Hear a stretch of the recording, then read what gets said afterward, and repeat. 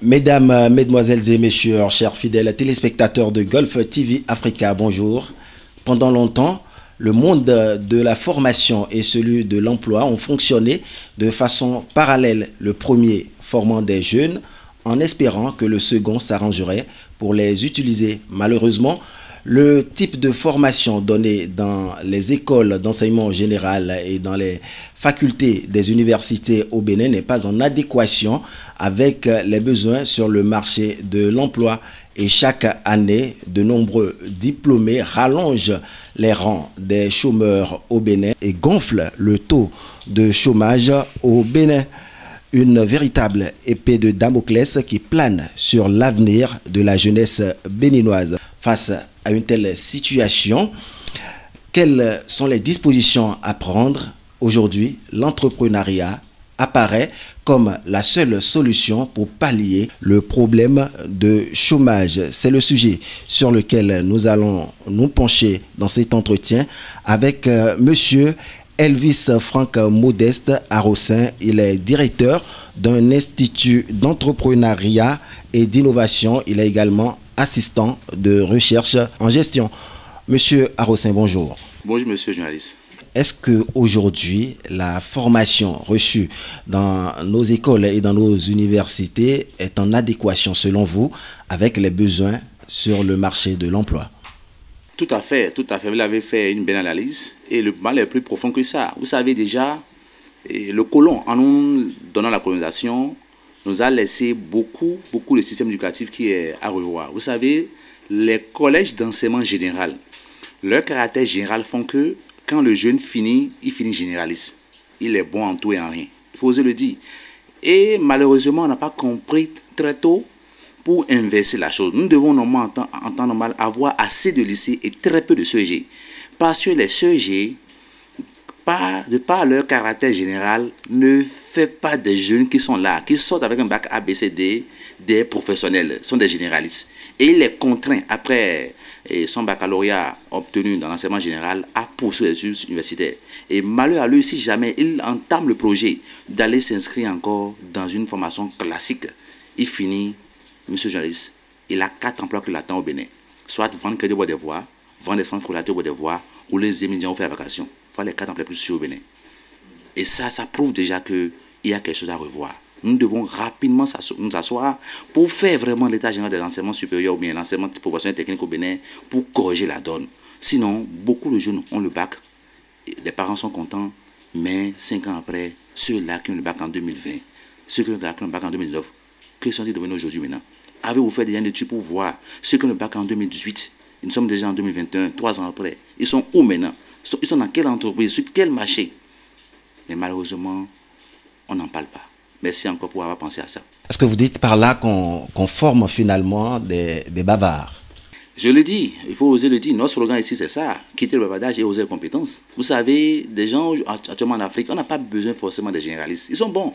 Vous savez, il faut que nous allons vers un système où, déjà après le BPC, que ceux qui ont moins de 13, c'est les gens qui sont orientés vers l'enseignement technique.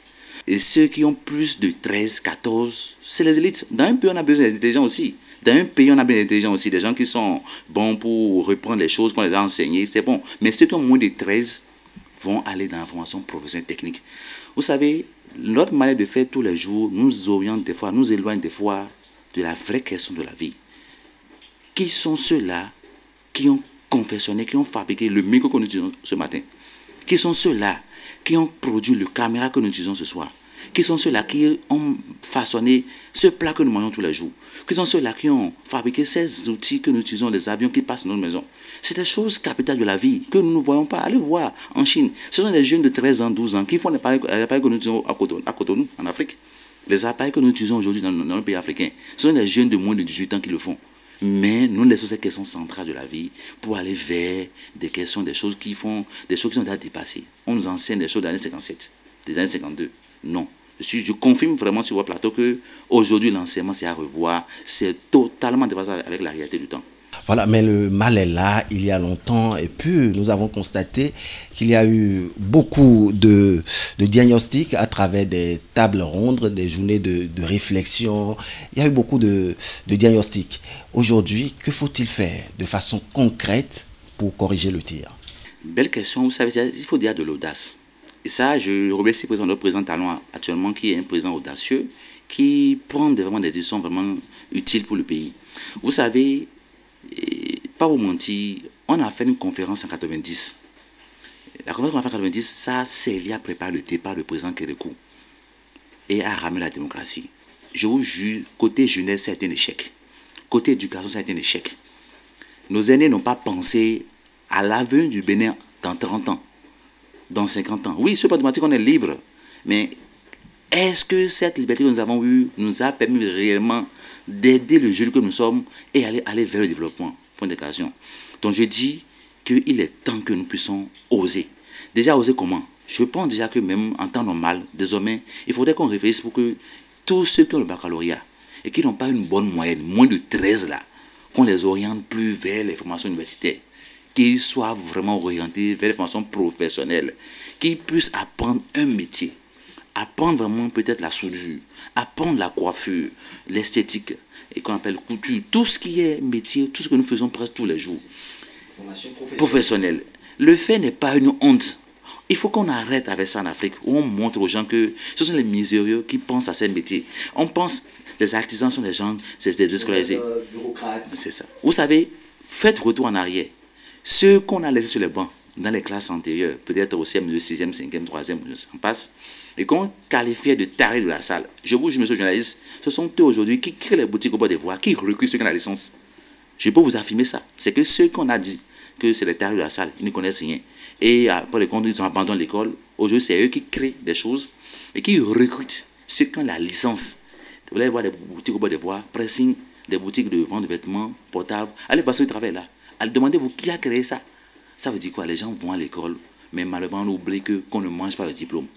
Ce n'est pas le diplôme qu'on mange, mais on mange son mindset.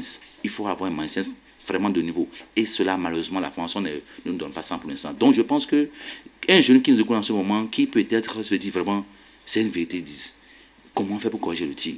Je pense qu'il faut que désormais, que l'État aille même loin en imposant, en sortant même des lois s'il faut, pour cadrer les promoteurs d'école. Vous savez, malheureusement, les promoteurs d'école au Bénin sont des entrepreneurs. C'est des gens, des racoleurs, on peut dire en ces termes. C'est des gens qui font voyager les gens, mais eux-mêmes ne voyagent pas. Aujourd'hui, l'entrepreneur, c'est le promoteur d'école qui est en train de former les jeunes, doit se dire, ces jeunes qui viennent me payer des sommes, que ces jeunes qui viennent me payer autant de sous, qu'est-ce qu'ils deviennent après 2 ans, après 3 ans? Si vous êtes quelqu'un seulement promoteur, vous formez les gens seulement, et vous ne souciez pas de ce qu'ils deviennent, c'est dangereux pour le pays. C'est ça qu'il faut faire, il faut oser aller vers ça. Il faut que même que nous commençons même pas à penser vraiment à donner même, à organiser une olympiade des formations professionnelles. Ça se tient chaque fois au Canada. Vous savez, au Canada, par exemple, il y a une compétition qu'on fait entre écoles professionnelles, où chaque année, les meilleures écoles du pays s'organisent pour pouvoir aller vers une compétition. Et c'est une grande exposition où chaque enfant vient présenter. Vous avez les briquetiers, des maçons, des soudeurs pour présenter. Et c'est comme ça, d'autres enfants à la maison arrivent à convoiter ces postes. Vous savez comment on le fait premier au Bénin? C'est souvent au cours des premiers tours que les gens ont envie d'être soldats. On peut faire un rôle, un grand atelier sur une olympiade de formation professionnelle pour permettre aux gens, jeunes de voir les métiers. Pour finir rapidement, vous savez, on pense que les artisans nous appellent, nous autres intellectuels, faux, grand frère. Ils t'appellent faux, mon frère, mais gagne plus que toi. Au moins par jour, un simple coiffeur, un simple apprenti, un mécanicien ou bien artisan en général, gagne au moins 600 € par jour. Mais toi, si tu as la licence, tu as la maîtrise, soit tu fais actuellement peut-être la vacation, soit tu roules aux émigrants, soit tu vas vendre quelques mois pour boire des voies. Ils t'appellent faux, mais gagne plus que toi. C'est malheureux. Et on nous a fait croire que ce sont les têtes pensantes qui sont les plus riches, des très faux. Mais c'est celui qui a l'audace, qui voit loin, qui voit tôt ce que les gens verront tard, qui gagne. C'est ça la vie. Selon vous, M. Franck Haroussin, est-il nécessaire aujourd'hui pour le jeune diplômé, le nouveau bachelier surtout, d'aller à l'université? Vous savez, quand malheureusement les gens prennent le chemin du salariat, Ils optent pour le salariat parce qu'il a fait une formation peut-être en finance. Parce qu'il a fait une formation. Les formations qu'il y a dans le pays, c'est les formations qui rendent de vous, qui fait de vous un salarié. Parce que les gens n'ont pas la compétence. Et quand ils vont dans le salariat, ils se fient seulement au salaire qu'ils prennent. Erreur. Le secret du salariat n'est pas la rémunération. Vous vous trompez. Si moi je veux travailler pour vous un jour, si vous travaillez pour vous un jour, ce n'est pas à cause de l'argent, mais c'est à cause de votre modèle économique. Peut-être j'ai appris que vous vendez des véhicules. Je viens chez vous pour apprendre comment on vend le véhicule, comment n'importe des véhicules on revend. C'est ça, les gens ne savent pas. C'est le modèle économique qu'on voit. Je vais faire 5 ans chez toi, je te quitte, je vais faire pour moi ailleurs. Je fais 5 ans chez toi, je fais pour moi ailleurs. Quand les gens viennent faire 20 ans dans une entreprise, c'est pour la sécurité. Naturellement, l'être humain, quand il vient quelque part, pendant 10 ans, pendant 3 ans, il devient doyen, il devient inefficace. Même ton enfant, un enfant placé, que tu mets chez toi à la maison, qui fait malheureusement 3 ans chez toi, 4 ans chez toi, quand tu n'es pas à la maison, il parlera de toi mal auprès des gens, pensant qu'il te connaît déjà assez. Voilà les erreurs. Donc je pense que le jeune qui me sent en ce moment, qui a peut-être son bac et qui veut s'orienter, qui ne veut pas commettre les erreurs que nous, aînés, on a fait, je peux le dire, il doit se poser 2 questions. Est-ce que j'ai besoin d'un diplôme ou bien j'ai besoin d'une compétence? Mon frère, ma soeur, toi qui me sens en ce moment, si tu as besoin d'un diplôme, libre à route à toi, tu peux aller t'inscrire dans n'importe quelle école du pays, faire la licence, le master, le doctorat, continuer si possible jusqu'à être professeur titulaire. Mais si tu veux avoir une compétence, parce que tu veux avoir peut-être un mindset, quelque chose que tu ne comprends pas monnayer, je t'oriente vers les fonctions professionnelles. Il n'y a pas une honte après un bac de s'inscrire dans une formation de couture. Il n'y a pas une honte après un bac de s'inscrire dans une formation de coiffure, esthétique, auxiliaire en pharmacie, formation d'électricité bâtiment, formation en maçonnerie.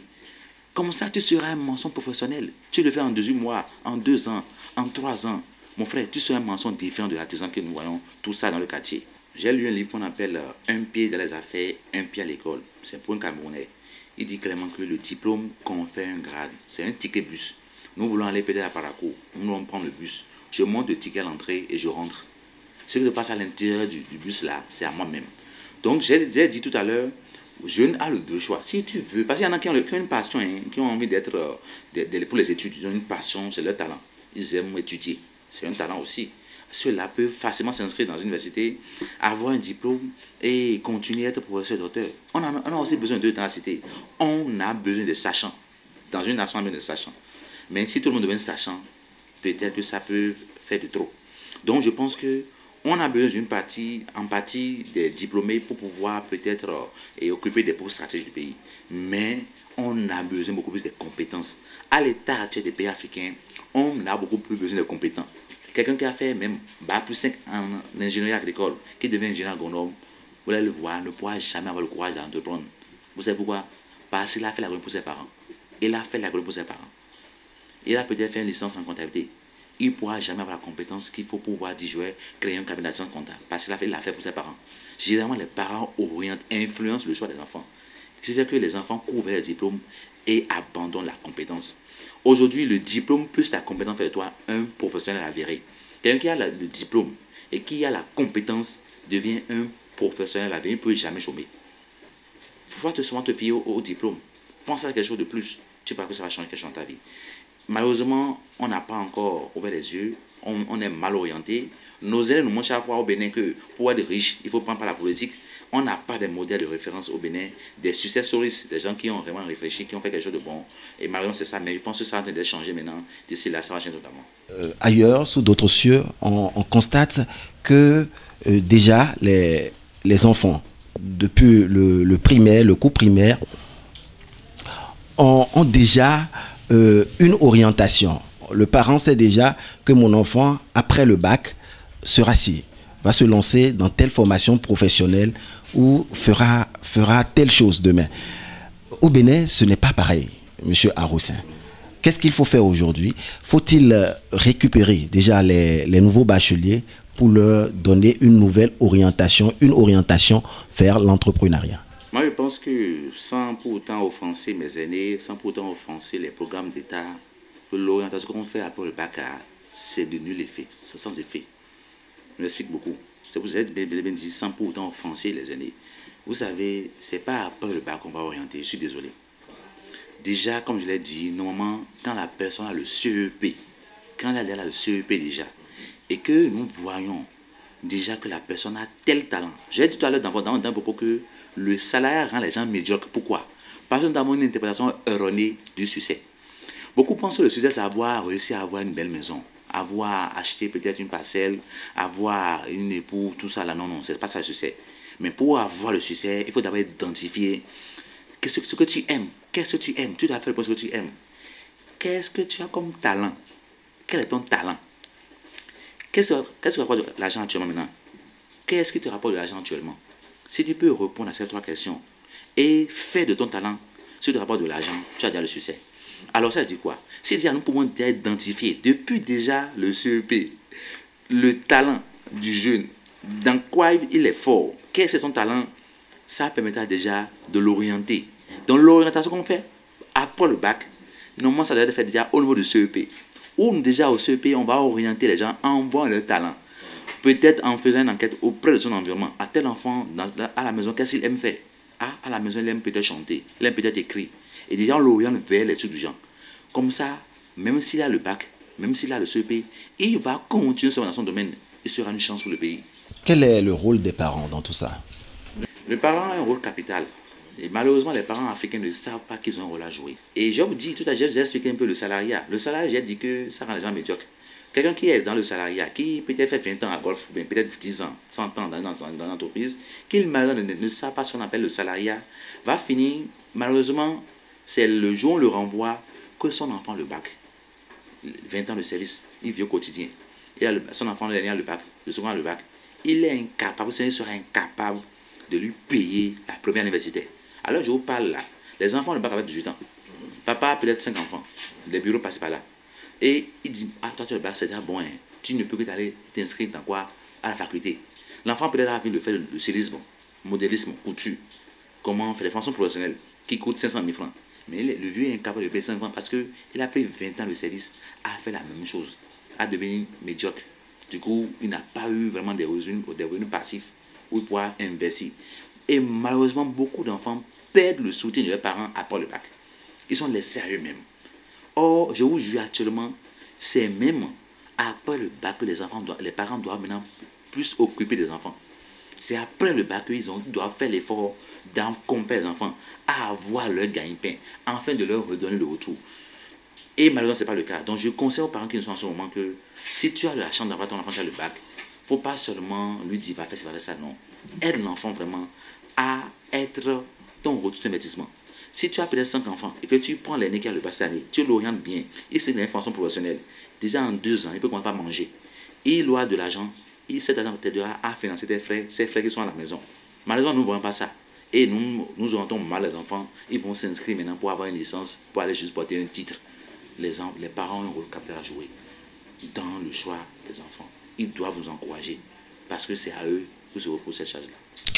Monsieur Elvis Franck Arrossin, vous qui êtes expert en entrepreneuriat et en innovation, dites-nous aujourd'hui, un jeune diplômé au chômage, comment peut-il se lancer dans l'entrepreneuriat quand on sait qu'il faut également des moyens? Il faut également des moyens. Monsieur le journaliste, ça me fait rire. On n'a pas un problème d'argent bénin. Je dis bien on n'a pas un problème d'argent bénin. On a un problème d'organisation. Vous savez, vous allez voir des gens avoir des portables de 5 francs dans la main. Et ils se plaignent qu'ils sont en chômage. L'Africain, nous n'avons pas, on n'a pas été éduqués à voir, à grandir avec quelque chose qu'on a de si peu. Tout ce qui n'est appelé à grandir. Vous êtes jeune, vous avez votre diplôme, vous êtes en chômage au Bénin. Je peux vous révéler actuellement les 5 emplois, ce sont les 5 activités qui sont portées au Bénin actuellement. Si vous êtes jeune et vous voulez entreprendre dans l'éducation, vous allez vous faire de l'argent. Le Bénin est encore une terre vierge où le besoin en formation se fait sentir dans tous les domaines. Tout à l'heure, j'ai dit votre 4 heures. Ouais, ce qu'il faisait, il pouvait le faire à golf, non seulement à golf, et le faire aussi dans la vie courante. Initier les jeunes qui ont la passion pour l'audiovisuel. Ce n'est pas une honte de le dire, c'est pas avoir peur de le dire. Voyez-vous, il peut le faire. Donc, du coup, si tu es dans la formation de l'éducation, tu veux entrer dans l'éducation en général, tu vas te faire de l'argent. C'est encore une telle vieille Bénin. Secondo, la bouffe. Vous ne pouvez rien faire sans manger dans une journée. Voyez-vous. Donc, si tu veux entreprendre et tu veux l'entreprendre dans la bouffe, dans la restauration, tu vas te faire de l'argent. Troisième chose, c'est les BTP immobiliers. Le Béninois qui a un peu d'argent veut construire sa maison. Si tu es, peu importe, si tu es dans les BTP, dans l'ingénierie des travaux publics, là, tu vas te faire de l'argent. Après l'éducation, après la bouffe, la restauration, et les BTP.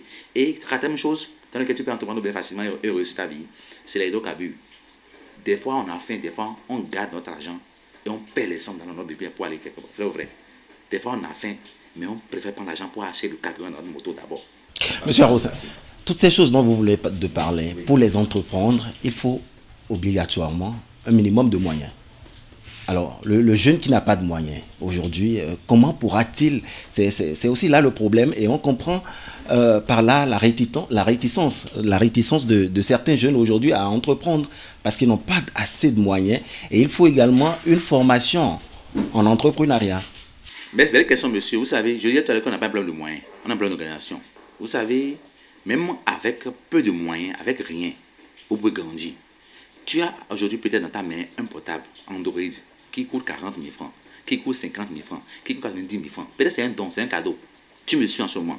Et tu veux entreprendre dans l'une des activités que j'ai citées tout à l'heure. J'ai parlé de 5 activités rapidement tout à l'heure. C'est possible. Même on dit avec 50 000 francs, tu peux commencer quelque chose. Ton portable que tu as dans ta main, est-ce que ça te rapporte quelque chose par mois? Ton portable te rapporte combien par mois? Vends-le. C'est ça d'abord. Prends l'argent. Entame un business dans une activité. Tu vas bâtir des cash flows au point où après quelques temps, tu peux t'acheter encore des mails portables. Les gens ont un plan d'organisation. Regardez, la main on entend nos morts. Le monsieur est malade, faute de moyens, il passe de la vie au trépas. Mais on s'organise, on fait des innos, on fait du crowdfunding pour pouvoir enterrer la personne à coup de millions. C'est déjà quelque chose que, ça c'est ce que nous faisons en Afrique là. C'est à revoir. Ça ne se passe nulle part au monde. C'est ça, en fait, on voit ça. Les enterrements nous prennent beaucoup d'argent. Or, on peut réfléchir. J'ai un projet peut-être. Je n'ai pas l'argent sur moi. Je peux peut-être prendre par une cotisation, aller voir des gens clés qui vont me passer 20 000, 20 000, 20 000.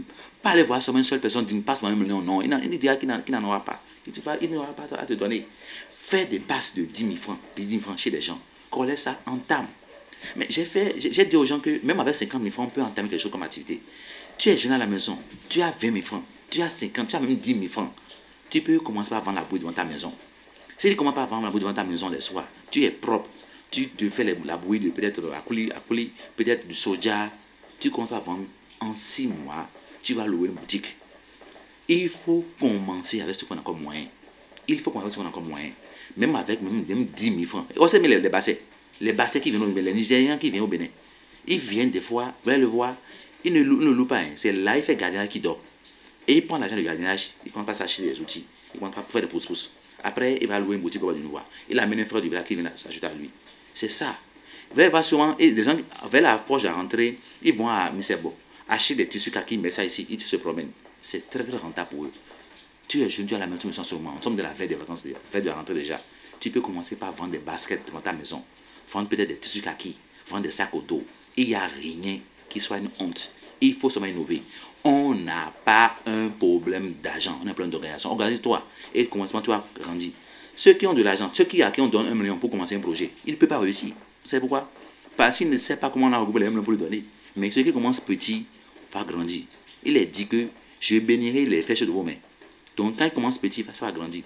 Il aura la chance d'apprendre étape à étape. Ce monsieur va un jour grandir, il est milliardaire, vous allez l'en vouloir. Or, il a grandi petit. Si vous racontez son histoire, vous allez le voir. Nous sommes malheureusement une génération micro-ondes. Nous voulons voir les choses pressées, c'est ça qui nous tue. On peut aller mieux que ça, lentement, et réussir sa vie. Alors, monsieur Elvis Arosa, nous avons constaté que vous avez encore assez de choses à dire aux fidèles téléspectateurs de Golf Télévision, notamment aux jeunes diplômés et aux nouveaux bacheliers. Mais le temps qui nous est imparti est allé à son terme. Il est clair que l'État central se retrouve dans l'incapacité aujourd'hui d'employer tous ces centaines de milliers de jeunes diplômés. Et comme je l'ai dit dans mon introduction, l'entrepreneuriat apparaît aujourd'hui comme la seule solution pour pallier au problème de chômage. Jeunes diplômés, réveillez-vous.